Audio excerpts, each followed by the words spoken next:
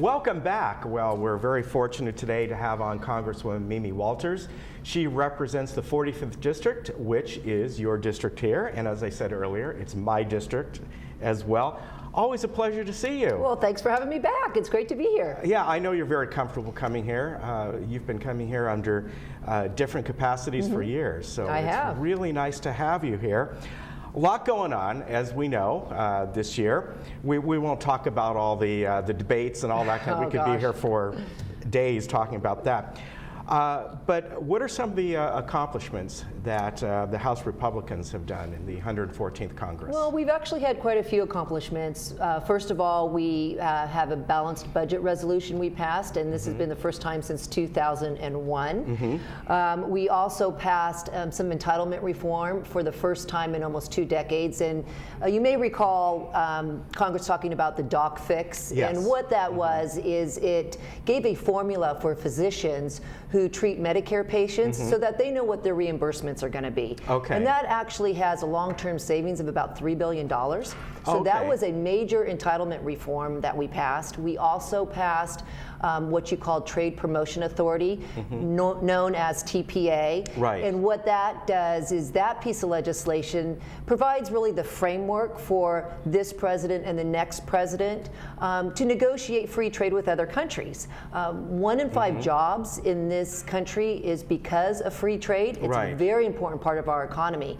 95% of all consumers are outside of the United States. So free trade is very important. We also passed legislation that deals with human trafficking. Human trafficking has become a very big issue in this country.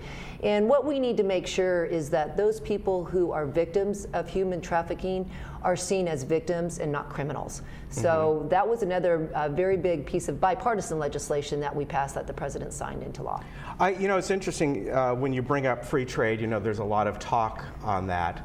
And the talk that is going on in the debates and in general right now is jobs going to other overseas, other markets. We just had Carrier Air Conditioning announced that they're going to move their plant to Mexico, although it's a couple years away.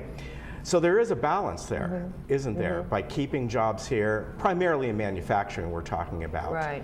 But then as you know, as you talked about, when moving some trade to other countries, it also, on the other side, creates jobs here as well. It does. But one of our biggest challenges we're having right now is we have a very high corporate tax rate in this country. It's the highest of all industrialized nations. It's almost 40%. And what we're seeing happen is that companies, in order to compete, are having to move their headquarters overseas because they need to take advantage of the tax rate. And they're not investing in America and in our jobs here in America. So what we need to do is we need to have major tax reform, and we need to allow our corporations to be competitive.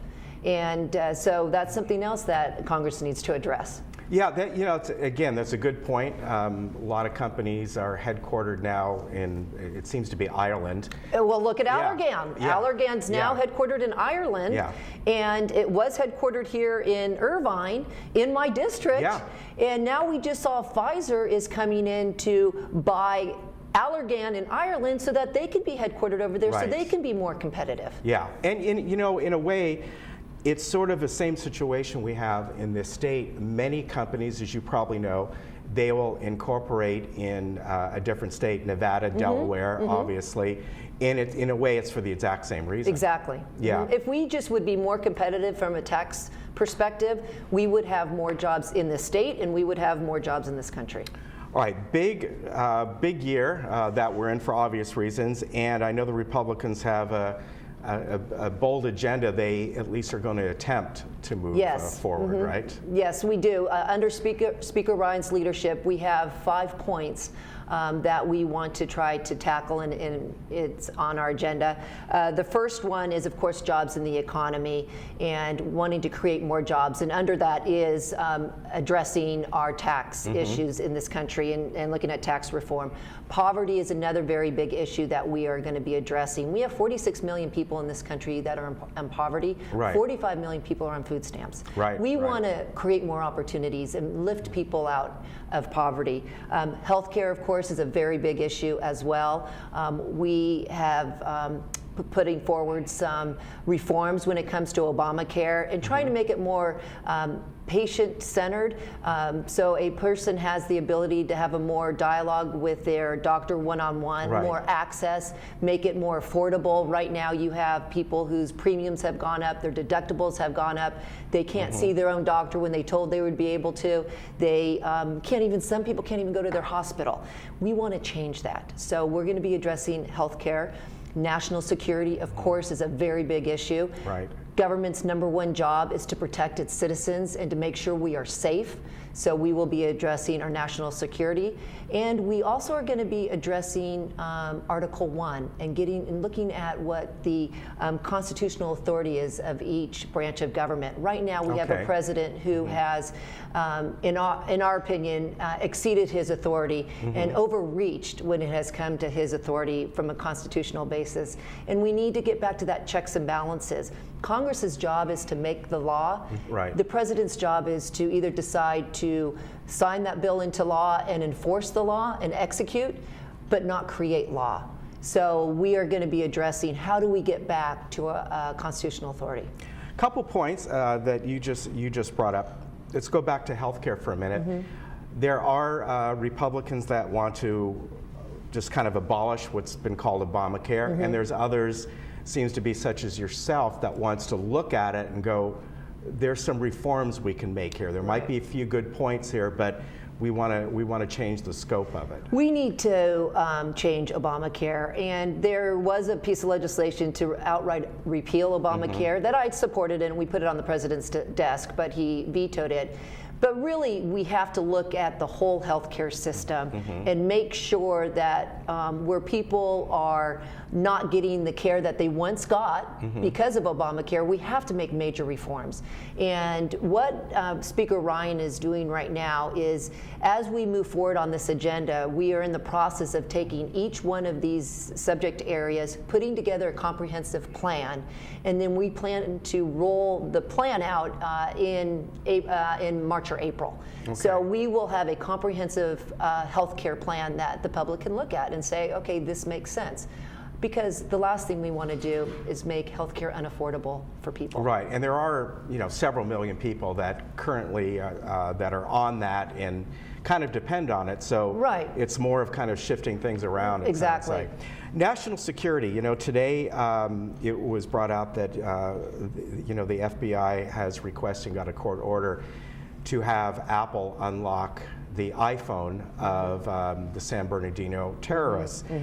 Tim Cook has resisted that so far. This has only been a one-day thing. First of all, they say we have to write the software to do that. We don't even have that. But it does create an issue on both sides. It does. As Tim Cook has said, if we do this, once software is out there, guess what? Other people are going to get their hands on it. On the other hand, the FBI and for national security may need at times to indeed get into people's devices, right? Yeah, this is a very big challenge that we're facing. We need to find that fine line of how much can government go in and take somebody's personal information for security reasons versus protecting that software, because the other concern is if you have a software where people can get in through the back door, then terrorists are going to be able to get it. And so we have to be very careful. I mean, we're in a brand new war, really, when it comes to technology and cybersecurity. Exactly. I mean, it's a whole different game, and we've got to learn how are we going to deal with this. Big challenges ahead of us. Yeah, this is really as much as been a tech war as anything else, a social media war. And you're somebody who represents the state, and of course, even though we represent this district, we are the tech stake. So, we are. Yeah. We are. Let's move on in that when I look at the committees that you're on transportation, infrastructure, but you're also on the Judiciary Committee, and I had asked you outside, is that committee sort of, do you have oversight over, of course, a very important issue coming up this year, with the sudden passing of Justice Scalia. We really don't have oversight in terms of who gets appointed or nominated and ultimately will sit on the bench on the Supreme Court. That decision will be made through the Senate. The Senate has the jurisdiction to approve nominations from the president. So it's going to be a battle with the Senate, and the House will sort of just be on the side watching that. It's going to be, let's face it, with everything, it's going to be drawn out. It will be, yes. And unfortunately, you know, Scalia has been one of the best Supreme Court justices this country has seen, and it's very, very sad that he's passed. In Congress right now, with you know, a lot of different turmoil going on as it is, we've seen decades now of, unfortunately, no matter what side of the aisle you're on, there's just not a lot of cohesiveness going on for whatever reasons. How long ago it started, back in the Reagan era. One of his best friends was Tip O'Neill, Speaker of the House, and of course a Democrat. But they would get together, let's face it, they'd probably sit back, have a scotch, and go, how can we work this out? Yeah. That's not happening No, we don't see this. This president, unfortunately, has not reached out to either his own party or to Republicans to try to work out issues. But I will say that we have been working hard. I mean, since I was elected and since I took office in January of 2015, the House has passed almost 600 pieces of legislation. The Senate's passed almost 500 pieces of legislation. The president has signed about 120 pieces of legislation into law. So there has been some bipartisan work together, but what we're seeing mostly in the press is the big divisions where we just don't get along because we ideologically are apart, and the media wants to highlight that. And again, there's not the great relationship with the president, and that's been a problem as well. Tomorrow, well, actually, I want to talk about tonight at first. For those people, you're going to be having a town hall meeting up in Tustin. This is at the community center at 5:30. And if people don't want to go up there, it's not that far away. What's nice is right here in Laguna Woods, tomorrow, you're going to be over at City Hall and meeting with the folks in this area. Yes, we have mobile office hours tomorrow from 9 o'clock to 11:30 a.m. At City Hall in Laguna Woods, and it's so that our staff can help with people in Laguna Woods who might have questions or need help with, you know, government agencies navigating through, or if they have a problem and they want to travel and they need help with their passport, anything when it comes to helping with the VA, you know, we're here to help, and so we will be in Laguna Woods tomorrow. Yeah, and the Congresswoman knows this area. She grew up in this area, so this is a perfect opportunity for you. If you you don't need an appointment, but it's not bad to call first. I want to give you the local number. It's 949-263-8703. That is the local number here that you can call. And I guess the gentleman's name is Donovan Higby that they're gonna contact. And that way you can make an appointment. Again, it's not necessary, but you know, if you got the opportunity, please do. It's wonderful that you could stop by. I know you're very busy. You got a real busy year coming up, and you made it out of the snow. I did. I barely made it home. On Monday, I flew. I actually had to go to Atlanta before I came here, but I got off the ground before it really started to snow hard. You had to buy a whole new wardrobe when you went back there, right? I did. Winter wardrobe. Yep. Real seasons back there. Congresswoman, a pleasure to see you. Thanks so much. And we really appreciate you coming by. And again, tomorrow at right here at our own City Hall, you can stop by there from 9 until 11:30. And it's a great opportunity for you if you have any questions. Take advantage of that, all right? Good to see you again. Good to see you too. All right, we'll be right back.